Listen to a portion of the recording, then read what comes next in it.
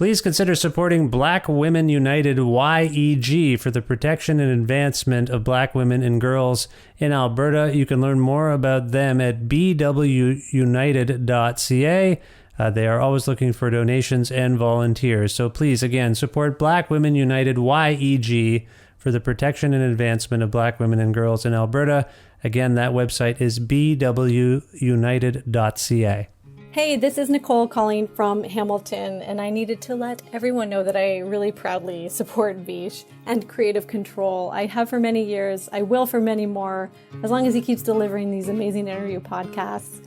When you hear one of Vish's interviews, you think he's known this guest for years, they're good friends, but the truth is he approaches every interview, whether it's sort of up-and-coming indie artists or established icons or like famous, intimidating comedians with a really deep, genuine curiosity, as though he's never met this person, and the same really warm candor, as though he's known them forever. I think it really lends to a great chat, no matter who he's talking to, and for that reason, I think you should throw Vish, $1 a month? He's got jokes. The jokes make it worth it. Support Creative Control on Patreon. To make your flexible monthly donation to Creative Control, please visit patreon.com/Creative Control today. I'm Vish's wife, and remember, when you name a dog Janet or Timothy, you are dragging humanity down just a little bit.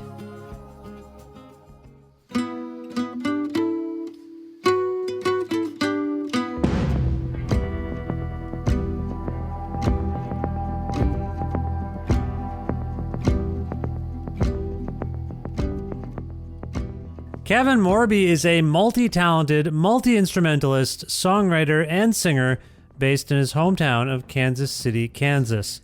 Having lived in larger American cities like New York and Los Angeles over the years, Morby settled back in Kansas City in 2017, where he's continued to create his idiosyncratic, folk-infused rock and roll music. His new album is a haunting one called Sundowner and is widely available as of October 16th, 2020, via Dead Oceans.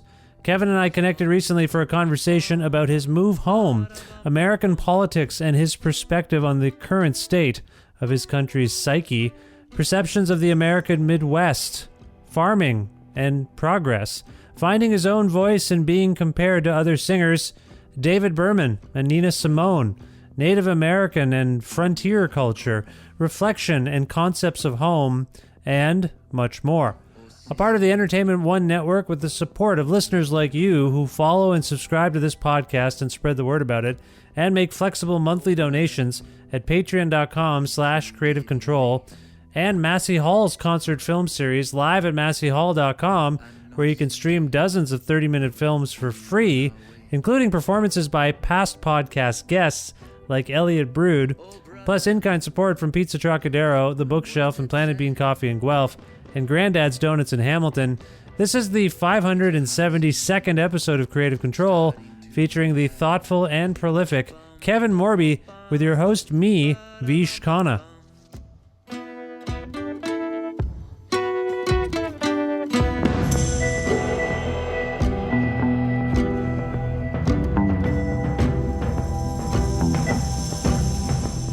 Oh, brother,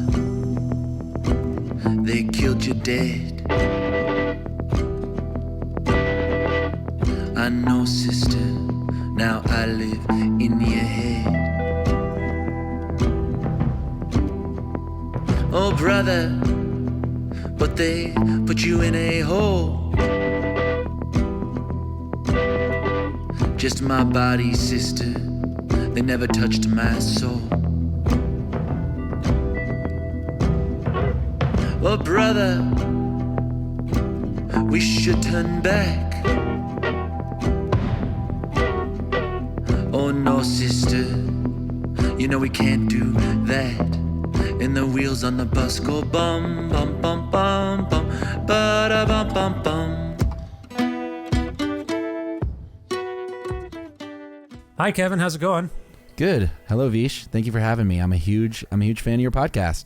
Oh, well, that's very sweet. I didn't know that. I'm a huge fan of your music. How in the heck have you heard about my lowly podcast? I think the first interview I heard was your David Berman interview. Yes. And then from there, I've gone on to listen. You've interviewed some of my friends, Doc Dunn, Meg Remy, and then I'm a big Bill Callahan fan, so I've listened to your Bill interviews as well.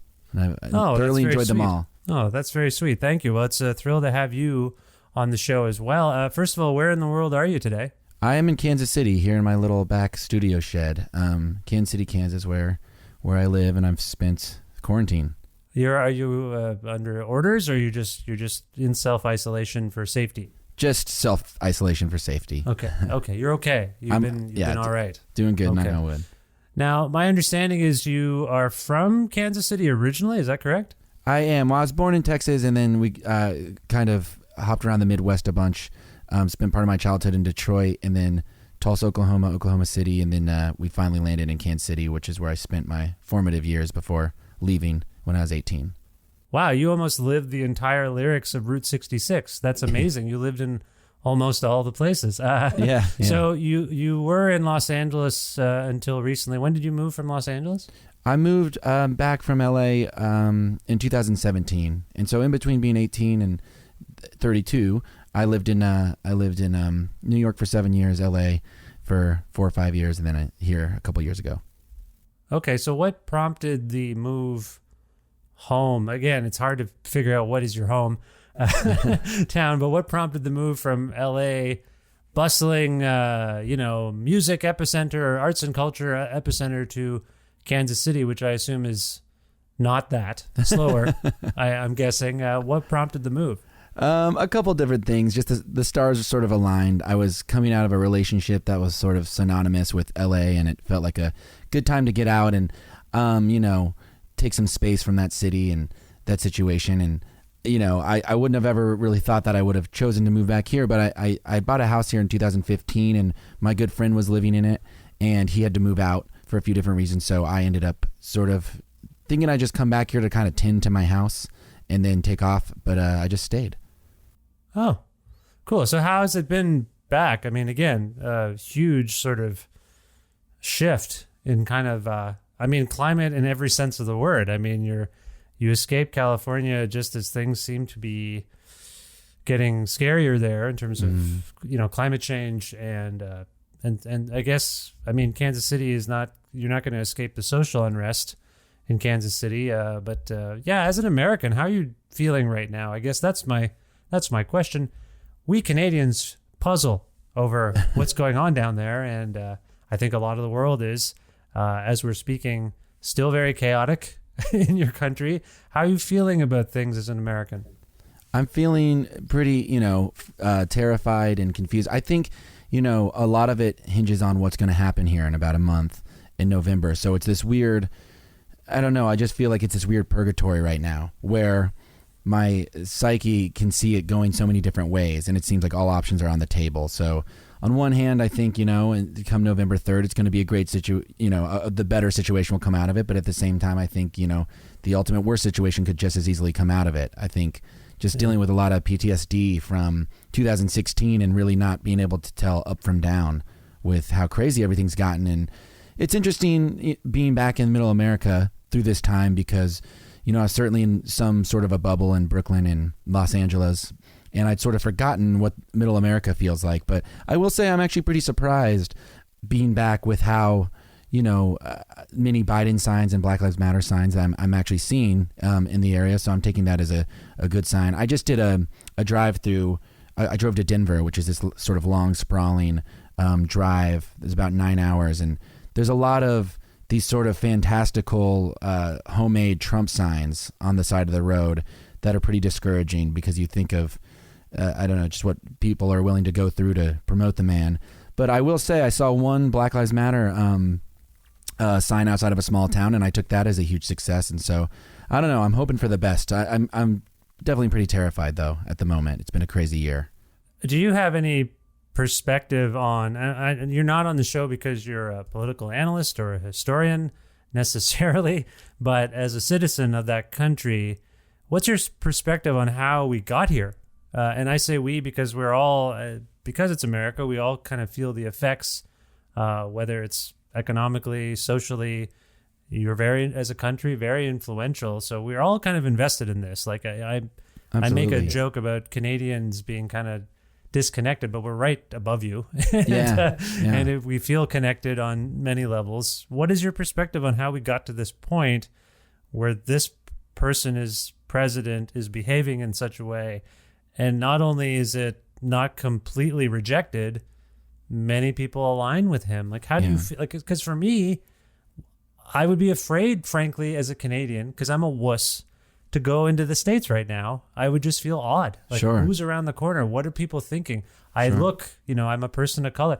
What would that be like? Sure. And you feel that everywhere. But from your perspective, how, God damn it, Kevin, how did we get here? What happened? Well, I think the seed of being an American is it's very individualistic. I think it's really fight for yourself. It's kind of ingrained in you. And there used to be some weird sense of pride that I had being an American, even through the Bush era, and I was much younger then, but I wasn't a fan of Bush, and I rejected that whole presidency in my ways as a young kid. But I remember going to Europe for the first time while Bush was still in office, and it was just this sort of thing where America seemed incredibly fucked up, but you could still wrap your head around it. Your enemy still made sense. And then obviously what I think we've seen with Trump is it no longer makes sense, and reality is completely shattered. And I can't help but just think of things like Batman or Star Wars. It's just taken things to this weird, comic book level of our president just wants to watch the world burn, or at least it seems like that to me. And so it's hard to make sense of that. I think of Batman battling the Joker, and it's hard to figure out your enemy that's Michael Caine's sentiment when they're in that bunker. Yes, exactly. In The Dark Knight Rises, I believe. No, The Dark Knight. That's yeah. right. He says some people just want to watch the world burn. Exactly. And I like that we're talking about this, because I don't know about you, but since the pandemic, I have watched the Christopher Nolan Batman trilogy like 15 times. I can't stop great. it. It's so good. It feels very fitting. It feels very fitting. Oddly fitting and dark, and I got to stop. I feel like way too connected to it. But sorry, yeah, that is how he seems, like a nihilist. Sure. It doesn't seem no rhyme, no reason, your president, to anything he does. Yeah. I think, there's a scary thing to someone who, there's someone who can lose a fight, but they don't lose if they want to get beat up or something like that, and that's kind of how, he feels to me. It's I don't know. It's hard to take down a psychopath, I guess, because it's hard. And, then I think of Star Wars, because you don't want to get on their level. You don't want to go over to the dark side. You want to maintain your humanity and, your moral center. But so it's very interesting. But, I think being an American and especially having grown up in the Midwest and grown up in a conservative household, things are it's about the individual, and it's things that you don't notice. In the same way that I wasn't fully aware of my white privilege as a guy, until I got a little bit older, and I was able to gain perspective and see how privileged I am to have that vantage point, and how disadvantaged some people are who aren't in that situation.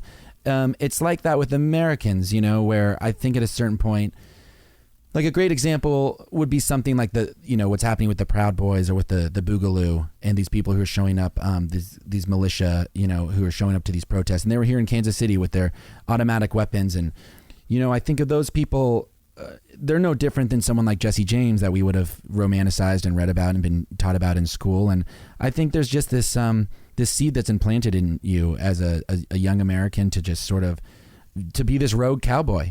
It's just like this open plains, you're a cowboy and you can kind of kill anyone if you see fit mentality. And sometimes that mentality, I equate that to why such good art comes out, because someone like Lou Reed or someone like Bob Dylan or Townes Van Zandt, or they were against the grain and they just did their thing and they were stubborn in their ways. And so I see that mentality, that sort of rogue cowboy mentality, lead to good things, but then certainly a lot of bad things. And I think I don't know. Yeah, it's interesting. I've been thinking about the Jesse James thing a lot, because if Jesse James were alive today, as much as we like to romanticize him in film and otherwise, he would probably be a piece of shit that, would be showing up at these. I think we all like vigilantes when they are acting in our interest or within our moral code. But when they start to go awry or what have you, that's when things get questionable. Yeah, it is a weird weird time. Is Kansas considered a flyover state? Is that big something time. that big time, right? Yeah. So you mentioned you grew up in a conservative household. I wonder if you can, and now we were talking about this moment and your work today. How is your upbringing, because you don't come across to me as a conservative in any way in your work. I mean, for what that's worth, and just based on what you just said, how did your upbringing kind of impact you as an artist? Because I know that sometimes if you're raised one way, you deprogram yourself to go the opposite way. Yeah. And if you're lucky, you can do that if things aren't good. But yeah, how did your upbringing kind of inspire and influence you in your work, would you say? I think you just, said it completely perfect, but it's, perhaps had I been raised by, Hell's Angels or something, I'd be a banker now or something. But, my parents are conservative, but they're still, open-minded at the end of the day. And, but I certainly sort of railed against the suburban life that I was brought up in. And, I dropped out of high school when I was 17, and, I really just, I didn't agree with authority or institutions, and I sort of railed against what I was told I needed to be doing. So that was a big part of it. And again, sort of in that rogue nature, I could look at so many of my heroes before me who did similar things, and I really just sort of followed my own path and got really into, punk music and reading when I was in high school, and just kind of took off with that. Yeah, so I think that's a big part of it. But at the same turn, it's been so interesting with, growing up in a conservative household, and my parents both grew up very poor, and they grew up in, Nebraska and Kansas and Kentucky, and they grew up, my dad worked on a ranch from the time he was really young. They're very hardworking, very good people, and I love my parents very much. We're very close.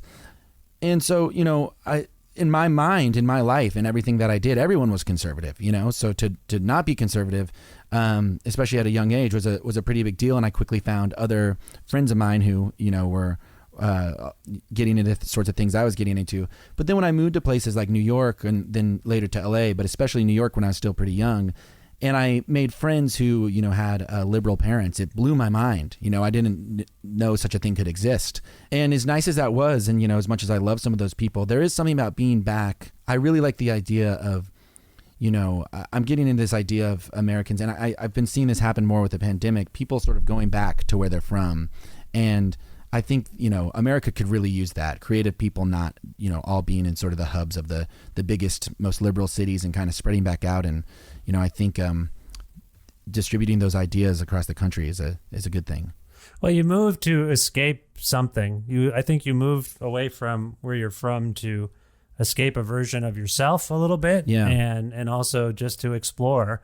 But you have a song on your new record that stuck out for me. It's called Don't Underestimate Midwest American Sun. Mm-hmm. And I feel like that's actually, I'm not going to speculate. Where did that notion come from? As someone who is now, as you say, moved from a metropolis to a flyover state, a place that most people don't really consider in cultural terms, socio-political terms. They're called flyover states, for crying out loud, which I think the subtext is people are avoiding them, avoiding going there. I don't exactly know the nature of that term, but I assume that's kind of what it means. So what does that song mean? Is it a call to arms? Is it a reminder? Is it something you're singing to yourself as like, I'm home.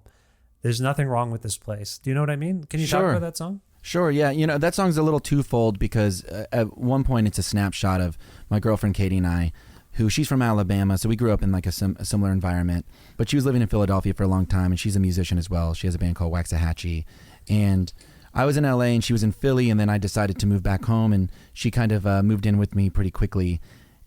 And, this is at a time when we could tour and we were constantly out on the road, and but we'd have these sort of like beautiful 2-week honeymoon period, beginning of a relationship, together here in the Midwest. And, we're just kind of in the weird anonymous Kansas suburb that I live in, and would have these kind of wonderful times together where we're almost like children. We were like biking around and just kind of being little kids, but then we'd, sort of be torn apart and have to go back out on the road. So it's about that, but to the backdrop of the Midwest. And it's certainly wanting to just bring up the Midwest, and put that title in a song and sort of put it in front of people's faces. And because again, I don't know. I just think that I'm really happy to be back here, and I didn't expect to be. You know, like I said, I thought I'd be here for a short time and then leave again. And you're right. When you're young, you want to escape a version of yourself, or perhaps you see a version of yourself down the road, and you don't want to be that person, so you get out. And I'm so glad I left, and I was able to make a name for myself. But in its ways, I went out and I got into this whole music thing, and it's almost like these bubbles started to feel claustrophobic, just in and of themselves. Like I felt like I needed to get away from the music industry. Now that I was so deep in it, it's become my career, and I'm touring all the time. And the Midwest just provided this sort of soft landing for me.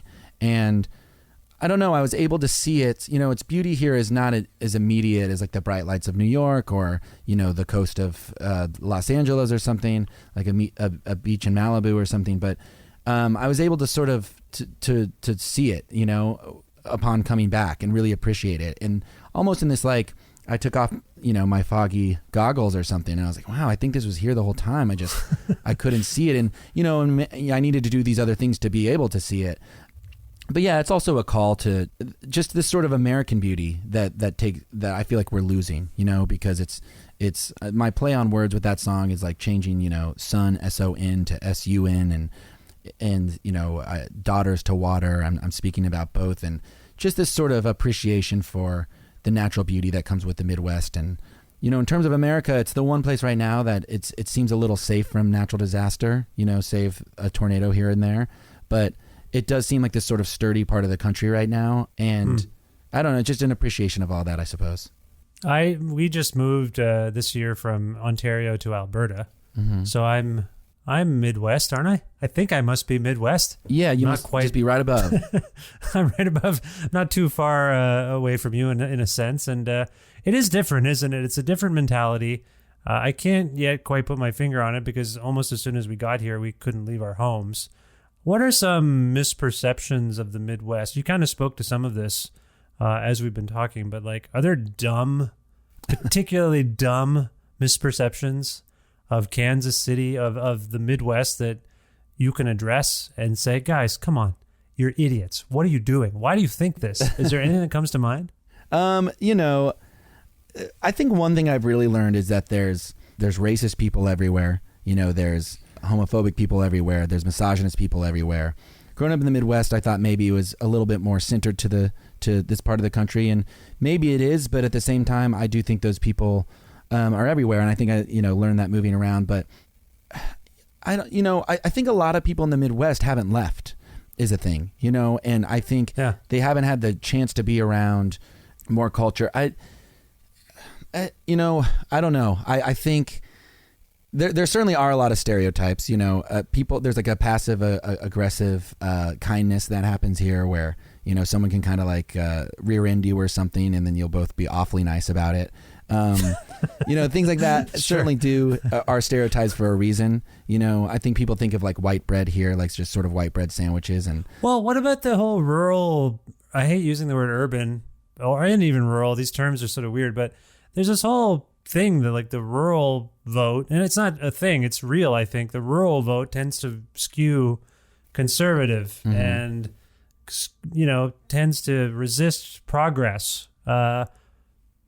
I forget, like, you grew up in a conservative home. Was it a farm situation for you, an agrarian situation? You said your parents weren't so well off, but did you grow up in that kind of environment, like agriculture or anything like that? No, so that was all. My parents grew up in that environment, and then my dad worked. They did. Okay. Yeah.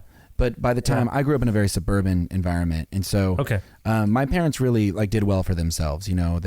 My dad went to college. They met in college. My mom didn't graduate college, but she ended up even making more money than my dad did, and they did really well. Like middle class to upper middle class upbringing, and they did very well for themselves, especially given where they came from. So me and my sister had a completely different upbringing than they did. And Okay. Yeah, I'm just curious if you have any thoughts on that. Like, you're living in Kansas. We think of it. It is, I think, a place of where agriculture is one of the main industries. Sure. Or hopefully it still is. And I don't really get, because I have relatives that have farms. Yeah. And we in Alberta here, and we go and we ride horses, and if it gets into a like kind of political dialogue, you're like, oh, right. Yeah, they really think this, and I can't. Do you have a sense of that as a personality type? Like, why is it that as a farmer doing a very ancient practice, I guess, like it's an old practice. Maybe I wonder if it's that. Vocationally, I'm doing this thing that's super old, so I don't really want to think about it changing. Sure. Or change generally, because that's going to, psychologically, that impacts what I'm doing. Do you have any thoughts on this? Like, I just don't get it. Yeah. Why the rural vote would go, particularly with this president, with the tariffs and everything else. Sorry, this is way too socio-political, but I like when I talk to people like you. No, I love it. You're in the heartland. Yeah, I love it. I mean, I think, to me, my whole mission statement with Trump has always been like, I don't understand how the rural, quiet majority of this country, why they confide in or believe, a billionaire from Manhattan. It makes no sense to me. It makes absolutely no sense to me. But I find, Republicans are way more stoic in their policies. Like, I think they'll latch onto one thing. The biggest things being, something like gay marriage or abortion, and they'll just never move from that. So I find a lot of people, they don't like Trump, but they're pro-life. So they're just going to stick with that vote no matter what. And that to me makes no sense, because I just feel like some moral center. How can you vote for some horrible person? And also, I don't relate to people who are pro-life, but I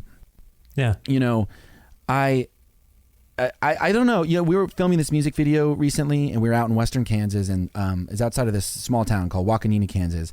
And everyone, like their sheriff pulled up and was like, "What are you guys doing?" And we told him we're making a music video. He's very nice about it. And then everyone in the town started pulling over. We're right outside this tiny little town, and the fear of being, like these indie rocker, like, cool guys from the city and cool guys and girls from the city is like, these people are going to hate you. But these people were very kind to us. But then there was one guy at the end who pulled over and, he said, "Where are you guys from?" And when we told him Kansas City, he got really upset and said, "Oh, all those protests happening right now, those people don't have jobs. They've never worked a day in their life." And I was talking to my friend Johnny, who's directing the video, and I think that guy is just alone. I think that guy is just upset and completely alone, and probably has, maybe this is going too deep into it, but I feel like a lot of people who spend that much time alone out in solitude and isolation might have some undiagnosed, mental health situation or depression. And he was so upset, but I really had the sense that if this guy, that you could turn him in an hour conversation or something. I was a big fan of Anthony Bourdain, and I remember he went on the Mark Maron's podcast, and he did a great interview where Mark Maron asked him, how do you go all over the world, but especially throughout the United States, and sit down with some people who are as conservative as they are, and how do you find middle ground with them? And Anthony Bourdain explains, like, that's the beautiful thing about food is it's essential. Everyone needs it. Everyone can find common ground in food. And he was saying, and so over food is this sort of platform. You can get into other conversations with ease. And he was saying, I can sit down with a rural rancher in Montana who could, hate Obama, but by the end of the conversation, we could agree that Michelle Obama seems pretty great, and finding that common ground with people. And I think, and not that it's anyone's duty to go hang out with people for hours on end and try to get them to think how you think, but I do think a lot of people, it would, they're just disenfranchised and they're lonely. I think that's what you see, especially with people who live out in sort of this isolation. And I don't know. I think like that guy, I think he just wanted someone to talk to, and he saw a group of people on the side of the road, and he stopped to talk, and he got angry, and he can chew on that for a while. He can think about that for a while. But I just think there's this weird inherent American loneliness and fear that is beneath everything, and people don't know how to deal with it. And it's sometimes I do think I'm like, if I hadn't found music, and I think that of a lot of rock stars, like, not that I'm a rock star, but you know what I'm saying? Like, sometimes you see people like, I don't know, like the Red Hot Chili Peppers or something, or like some, Kurt Cobain. Like, what would Kurt Cobain have been like without his talent? He could have been a complete, fuck up. And he grew up in rural America, and you see how people go wrong, how they take these left turns just because there's nothing for them. And yeah, I don't know. I think people are just lonely. I think you've really touched on something there that I hadn't really contemplated in terms of people feeling. I mean, I do think most hatred is rooted in personal pain, and we're also in a moment where one of the I hate to use the word ingenious in association with your president, but one of the things he's done well is he's observed how much conservatism tends to project. So that's his big thing. Whatever he accuses people of doing, he has done. Yes. Or is doing. And so one of the things that I think you're talking about when you're talking about people who feel isolated and disenfranchised is, I'm lonely, I'm angry, I'm in pain. I want you to feel that. Absolutely. I want everyone else to feel the same feelings of despair and rage that I have. Absolutely. Is that where you're coming from? Like, I just hadn't really thought of it that way, but that seems to make sense. 100%. And that's where it goes back to the, Heath Ledger's Joker in The Dark Knight, where I just feel it's it's loneliness and it's rage, and it's people who, it's the type of people who wouldn't, and I don't want to pigeonhole a type of person necessarily, but I just think it's people get lonely. And, though I grew up in a very suburban environment, a lot of my family, my extended family still were out on the farms, and, I could be close to that sort of character. And, it's fear of the unknown. It's fear of so many things, but I think it's all rooted in fear, and it's not wanting to, to face that, or not knowing how to face that, or even knowing that it's possible to face something like that, and to maybe mentally work it out, and then to be able to see the other side and get along with the other side, And I also do, from these people's perspective, sometimes I can see like the elite liberals, like these people who live in New York City and, think they're better than me. I can see how people would think that, which once again baffles me to why they would then want to follow someone like Donald Trump, who is exactly, an elite, Manhattanite. But I see where people's fear comes from, but it's unfounded. And I think there's just a true fear of the unknown here. And again, I think that goes back to this sort of individual. I think this farmer who was angry at us, and again, the 90% of these people in Waukena, Kansas were very wonderful, and they were being very kind, and they were farmers themselves, and perhaps their life just, went a different way than this one particular farmer's. But he, I just think he was just alone and scared. That's what I got from him. Yeah. Why else would you act like that? There's a lot going on there. There's a lot of stuff we're going to have to deal with for decades, I think, based on everything that's been going on recently, for sure. I'm curious if you can talk a little bit about how all of this is informing either writing you've done recently or the work on this wonderful new record, Sundowners. Is it informing it? Like, these are very vivid tales. I feel like there's a lot of going out and being alone kind of stuff going on. Mm-hmm. Can you talk about that? How does this current climate inform you as an artist right now? I think I've always written about whatever's happening with, current events and what's going on around me. So it's inevitably going to make its way into my songs in some way, shape, or form, whether it be lyrically or, sometimes sonically. I don't know, maybe the song has an angry energy to it because, I read too much of the news that day that I happened to write a song.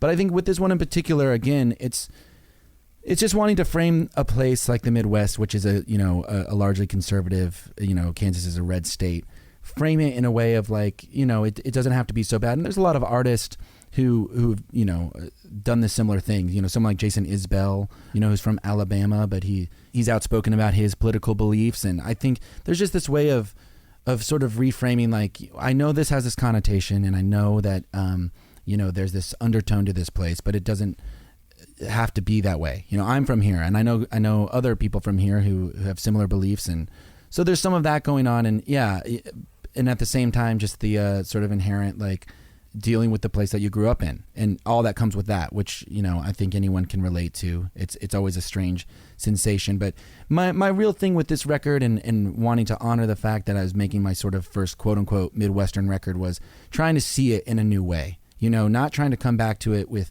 these, preconceived notions that I had as a kid, and just trying to see it in a new light and see it for, how it can be beautiful.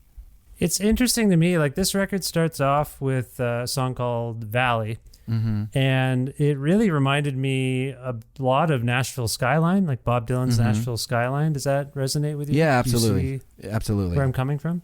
And also just, he has a song called In the Valley Below, and I was like, oh, are you a Dylan? Sorry, just so it's clear, and I know this is maybe a cliche, who cares at this point? Sure. But I'm like a huge Bob Dylan fan, so I'm my antenna goes up when I feel like I'm hearing from a fellow Dylan fan. Are you a big Dylan fan? I'm a big Dylan fan for sure. I mean, I have, there's a lot of people out there, who like to say, he's popular. He's well known. He's well known. Yeah. I'm a huge Dylan fan. I always have been. I've always sort of worn that influence on my sleeve. And yeah, I'm sure you can find plenty of petty blogs out there that are calling me a Dylan ripoff or, Dylan wannabe. Oh, I didn't realize that. Well, that's not fair. Who isn't a Dylan ripoff? We're all. I'm on board. I'm on board. I take it. For me, it's funny because it's, everyone's like, oh, it's a Leonard Cohen ripoff, or it's a Bob Dylan ripoff, or it's a Townes Van Zandt ripoff, or it's a Lou Reed ripoff. And anytime I hear that, I'm like, you got it. Like, exactly. Right. So these people are big for you. They're big influences, and they're going to come out. Yes, absolutely. And they're the people, I always say they're the people who taught me to sing. So to answer your question, yes, I'm a big Bob Dylan fan. And there was definitely, I wrote this record around the time I just turned 30, and I don't know, I couldn't help but notice it was just that time in my life where I was moving to a more rural place and maybe growing a little facial hair, and I was like, oh wow, this actually, this is the timeline of songwriters, I guess.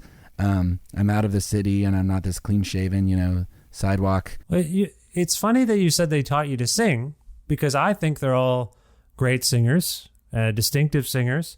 But some would argue that, Bob Dylan, Lou Reed, Leonard Cohen, and I disagree with this vehemently. I think having your own voice, distinctive voice, and using it as best you can. First of all, I think Bob Dylan's a wonderful singer, and throughout his career, I think he's had all these different voices, proven he can sing tunefully. But some people will home in on that, particularly his 80s period. And Leonard Cohen too, like he's famously said, like, it's incredible that someone like me can have a career as a singer. Like he's very self-effacing about it. And Lou Reed also, like, kind of spoken word, using his voice, but I think very strong.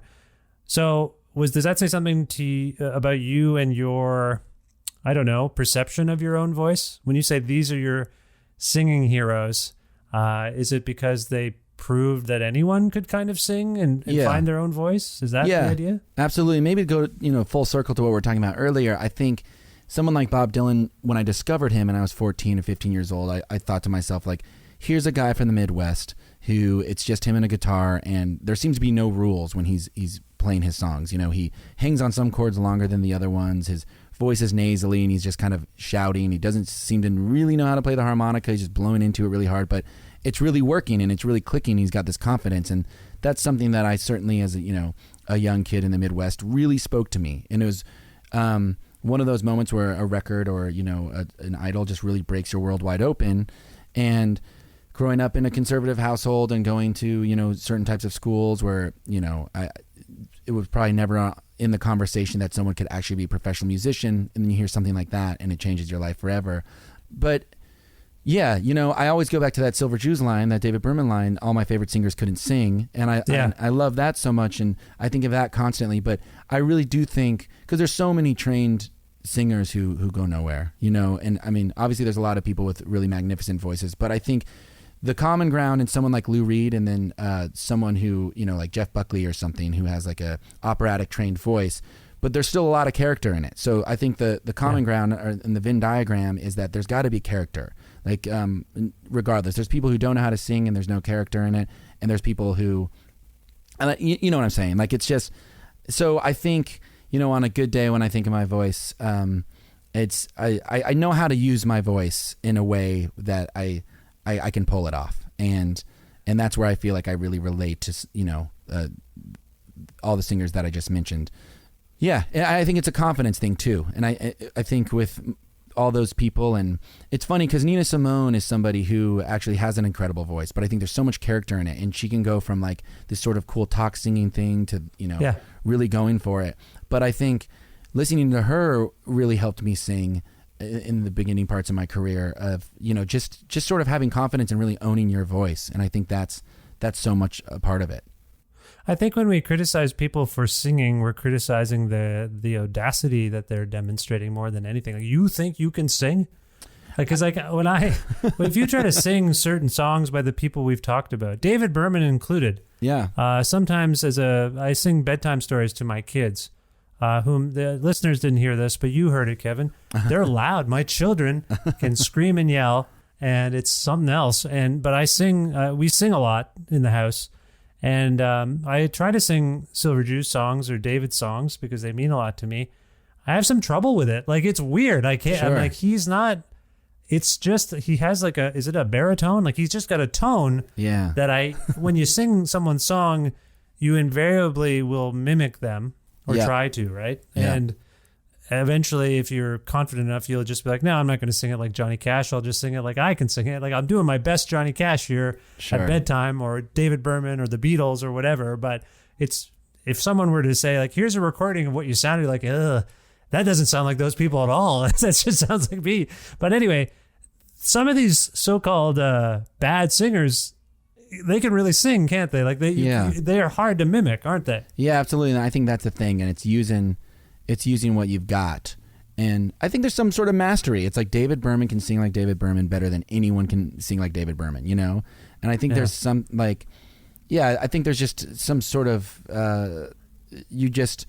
you're comfortable with your instrument and you know how to use it. And it either strikes a chord with people or it doesn't. And I think it's a wonderful thing. But well, you have the same thing.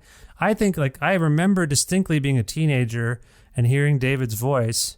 And, you know, now over the years, we've all talked about lyrics with David as a writer. But I didn't have a lyric sheet probably for the first Silver Juice thing I ever heard. Sure. I don't think. Maybe I did. Actually, yeah, there probably was one. But I was more like, this guy's voice spoke to me. Sure. And then it sounds like he's speaking to you. Exactly. It sounds like he's in your ear addressing you.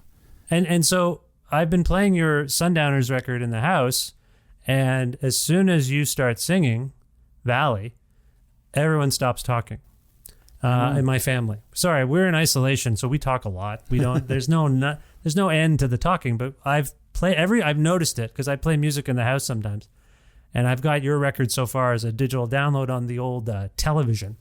And so it blasts through the living room, and I tell you, like, your voice comes on and everyone stops and they look at the TV.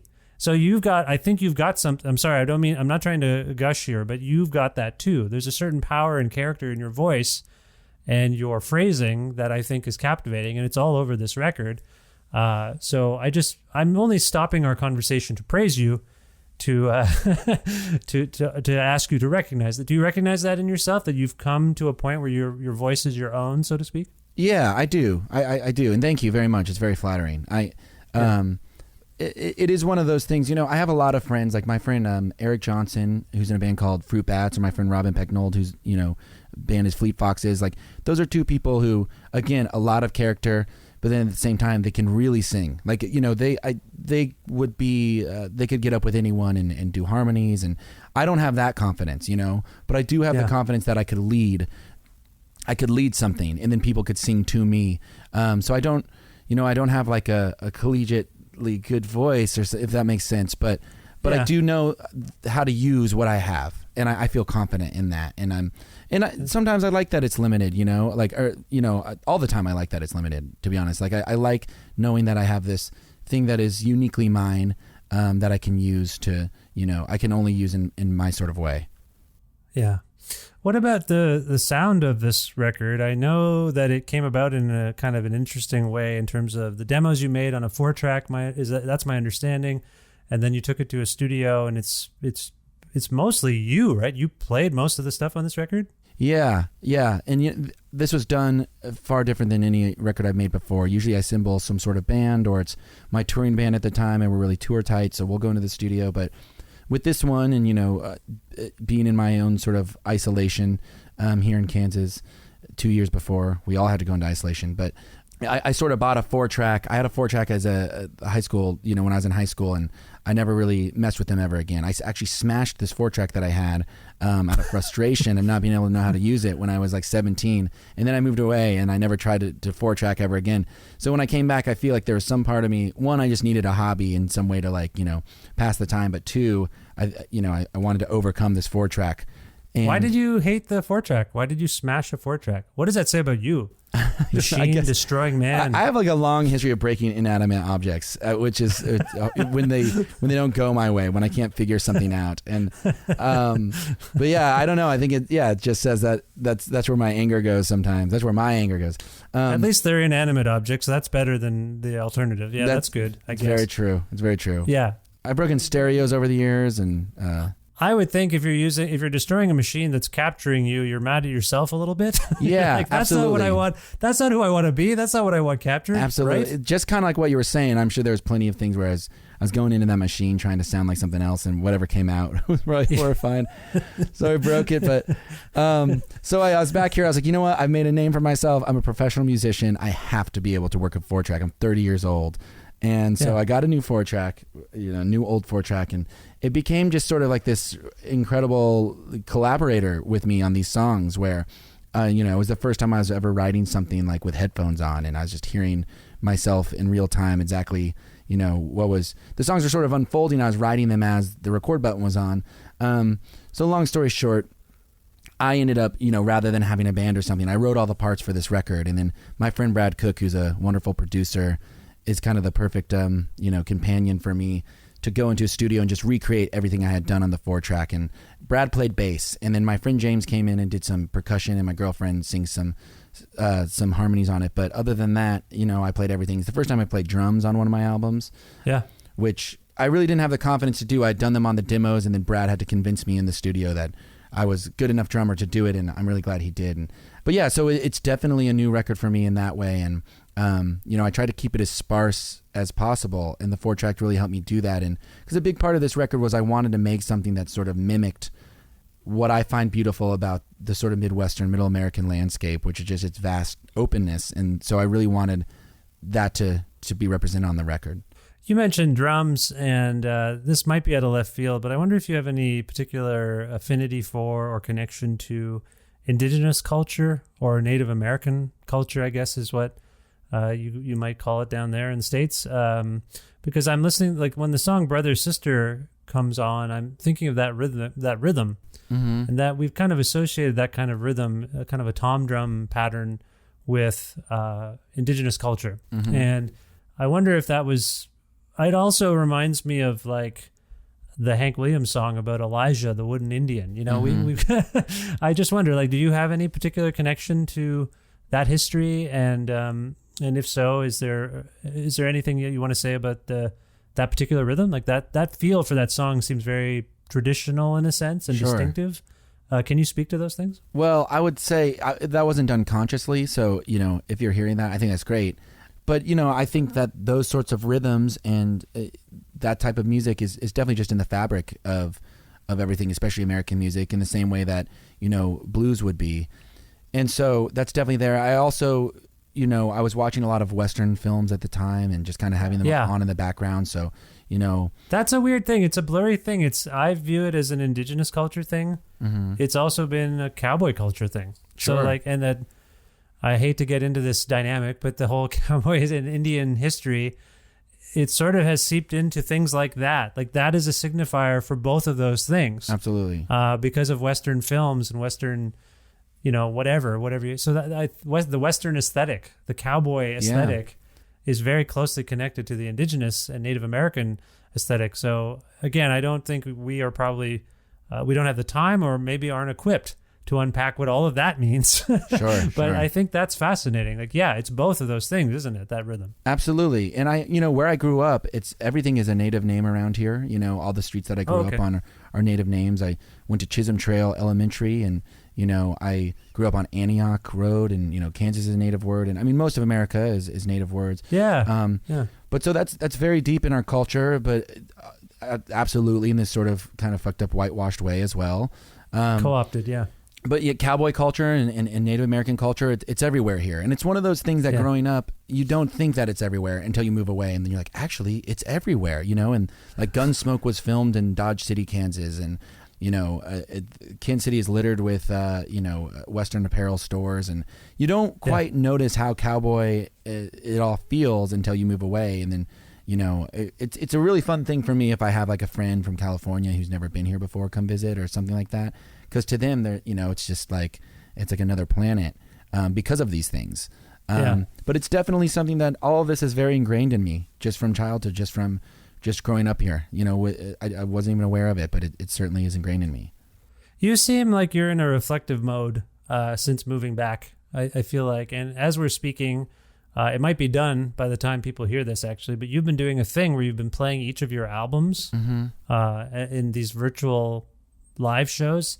I'm just curious about that decision, but I also, am I being too much of a podcast psychiatrist to suggest that in being reflective about your life and your childhood and being back home, you're in the zone of like reassessment or reflecting upon your working trajectory as well? I mean, I've not heard of too many people saying, I'm going to play every one of my albums almost once a week on the internet in lieu of touring. This is what I'm doing. Like, something's going on, right? You're in Absolutely. You're in kind of a reflective mode. Absolutely. And I 100%. It's a very reflective mode. I think something about being back here is, when I was living in New York and I was living in Los Angeles, it kind of went hand in hand with the music industry and touring all the time. I'd go out on tour and have these chaotic experiences, but then I'd come back and have, arguably just as chaotic experiences back in those places, going out every night and going to shows with friends. And it just kind of like that lifestyle never stopped when I was living there.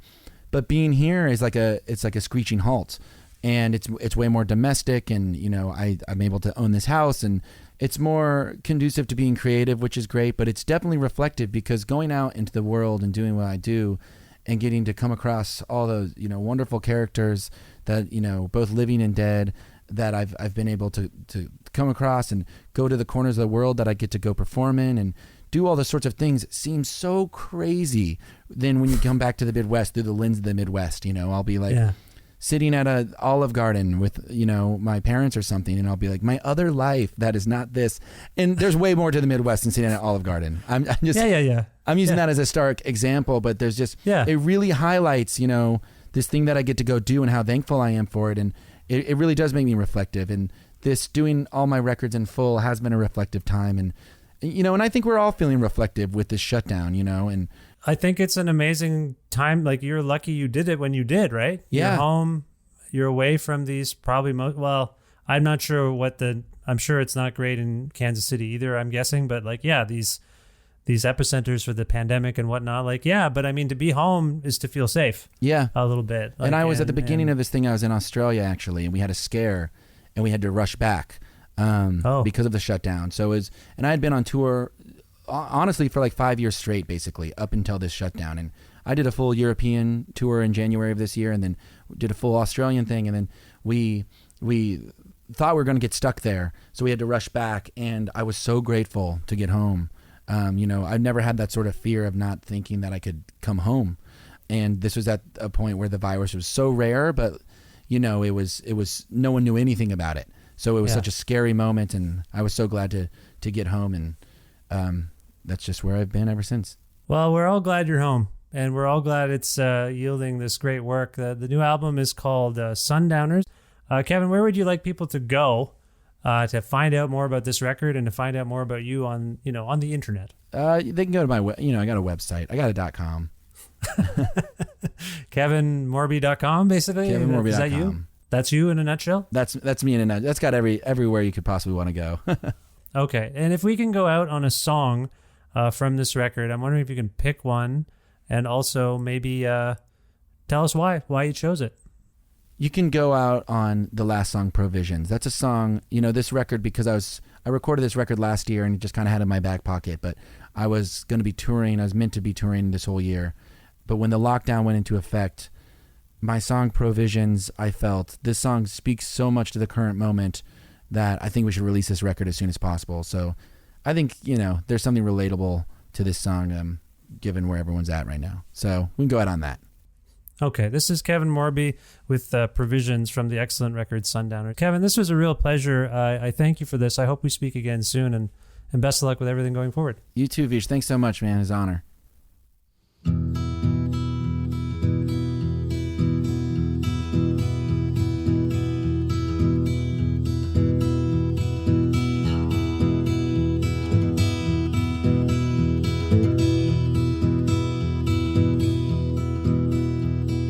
dead deer in the road up ahead must be an omen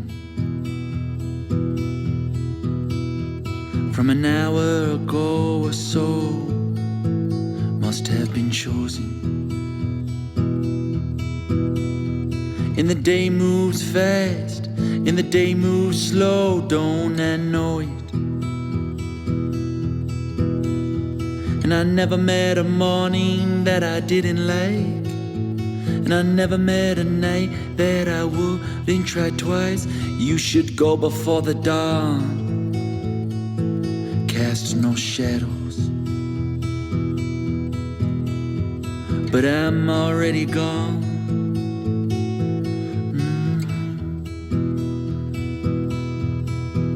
And grab provisions, there's nothing for 100 miles.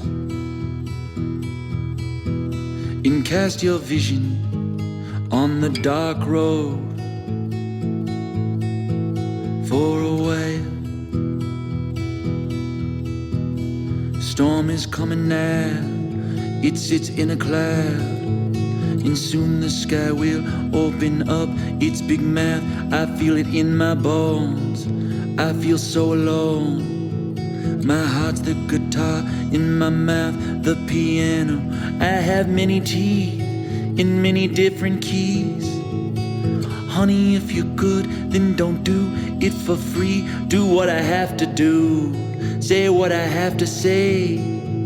Put a quarter in my jukebox, then be on your way. And grab provisions, there's nothing for 100 miles. And cast your vision on a memory for a while. Puerto Rican bride with tears in her eyes on her wedding day. Oh, love's a parade, but don't just give it away. Choose carefully. Confetti in my hands, are you ready to be a man? Are you inside the kingdom or just dead where you stand? And the tin cans drum on the pavement. In somebody else, someone save us. You were wishing well, oh, inside of hell. And I'd stand over you and I'd laugh as it fell. Wish you would come again. As lovers or friends, I don't care, but till then, grab provisions. There's nothing for 100 miles. And cast your vision on a melody for a while.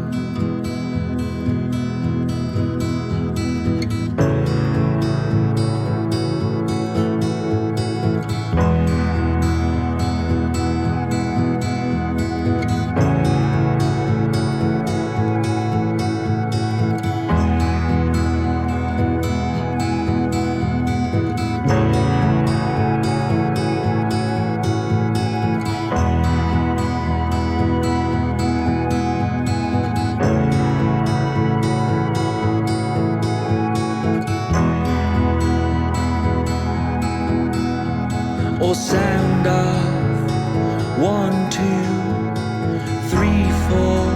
Who's at the door? In 5, 6. Who is this? In 7, 8. I'm feeling fat. In sound off 1, 2, 3, 4. Get on the floor. In 5, 6. Pick up sticks. In 7, 8, who's at the gate? Or in sound off 1, 2, 3, 4, who's at my door? In 5, 6, who is this? In 7, 8, grab provisions. There's nothing for 100 miles. And cast your vision on the dark road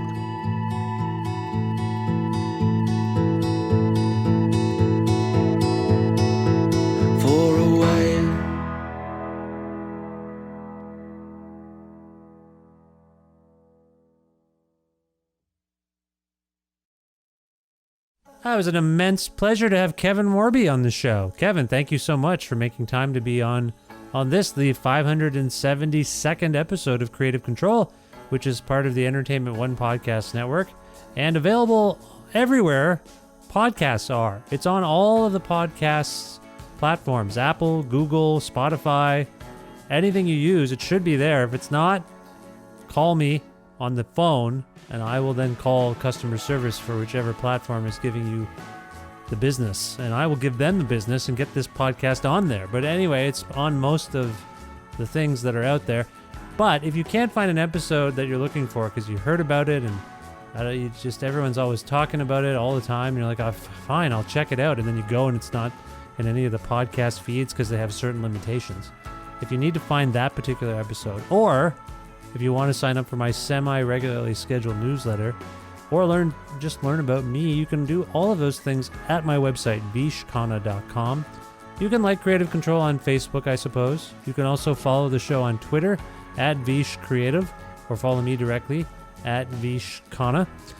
Also, please visit patreon.com/creative control to make a flexible monthly donation to keep this podcast going. On top of subscribing to the podcast or following it or liking it, I don't know what they all tell you to do, but if you can, as well as keeping tabs on the podcast by sort of signing up for it, so to speak, that helps. It helps make the podcast more prominent. Patreon, I mean, $6 or more a month will get you exclusive content that I don't put anywhere else. That's what you get. You get the shoot. You're supporting the show out of the kindness of your heart, and you're getting a little something back, extra content. But you can really donate whatever you want, any amount, and like I said, it's flexible. You can switch it up. If you're not happy or no, well, you're going to be happy. Don't get mad at me. I didn't do anything. If you're just like, I can't afford this right now, or actually, I got a nice bonus, I can afford more, you can change it. All the information you need is at patreon.com/creative control. So please go there and support the show. Speaking of supporting the show, thank you to live@masseyhall.com. If you go to that website, you can watch beautifully captured concerts by great Canadian artists, and they support the show. Also, Pizza Trocadero, The Bookshelf, and Planet Bean Coffee in Guelph, and Granddad's Donuts in Hamilton support the show with in-kind support, and I appreciate that. I love all of those places, and if you can hear me and are near any of them, go to them and tell me what you think. I think they're all great. Thanks as well to Jim Guthrie. He's an old friend of mine. He loans me some music for the show, and you can learn more about Jim at jimguthrie.org. And finally, thank you. Thank you so much for listening to this episode with Kevin Morby. I hope you'll check out some of the other episodes behind this one and ahead of it. I hope you keep tabs on the show. And I hope you listen to Sundowner. It's a wonderful album, as I said during the conversation. So good luck to Kevin, and thank you. Good luck to you. Thank you for listening. I will talk to you very soon. Bye for now.